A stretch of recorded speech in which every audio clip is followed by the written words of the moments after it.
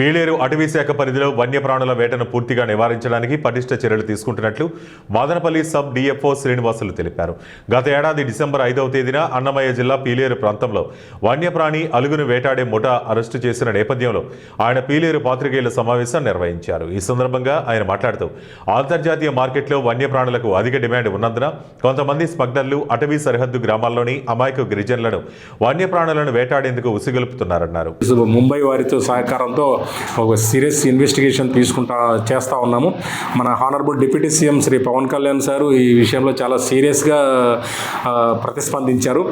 ఎటువంటి చిన్న ఇన్సిడెంట్ కూడా జరగకోకుండా అన్ని జాగ్రత్తలు తీసుకొని ముద్దాయిల పట్ల కఠినమైన చర్యలు తీసుకోవాల్సిందిగా స్పష్టమైన ఆదేశాలు ఇచ్చున్నారు. అందులో భాగంగానే దీన్ని మేము డిఆర్ఐ వాళ్ళతో కలిపి ఒక కంబైన్డ్గా ఇన్వెస్టిగేషన్ స్టార్ట్ చేశాము. దీని వెనక ఇంత పెద్ద నక్సెస్ ఉన్నా కూడా అన్ని బయటకు తీయడానికి four bearing back bearing investigation start చేశాము.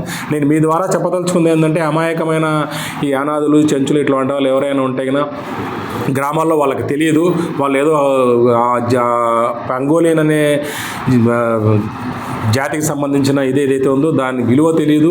కాబట్టి లోకల్గా బయట నుంచి వచ్చిన వాళ్ళు ఎవరైనా వాళ్ళని మొబిలైజ్ చేసి లేదంటే వాళ్ళకి డబ్బు ఆశ చూపించి మీరు ఈ విధంగా హంట్ చేసి ఆ పొలుసులను తీసుకొని వస్తే వాడు మీకు డబ్బులు ఇస్తామని చెప్పేసి వీళ్ళకి ఏదో వాళ్ళ వేలల్లో ఇచ్చేసి వాళ్ళ లక్షల్లో బిజినెస్ చేస్తూ ఉన్నారు. ఇది అతిపెద్ద క్రైము, అతిపెద్ద ఇదిగా నేరం. కాబట్టి 1972 వైల్డ్ లైఫ్ ప్రొటెక్షన్ యాక్ట్ చాలా కఠినంగా ఉంది. దీని విషయంలో నిందితులకి బెయిల్ కూడా వచ్చే పరిస్థితి ఉండదు. పైగా మన దగ్గర ఉన్న ఈ వైల్డ్ లైఫ్ వల్ల వాతావరణము తర్వాత పర్యావరణ సమతుల్యత దెబ్బతింటుంది. వీటిని మనం ఈ విధంగా చంపుకుంటూ పోతే ఇది పబ్లిక్ కన్సర్న్. భారత రాజ్యాంగం ప్రకారం కూడా మనకు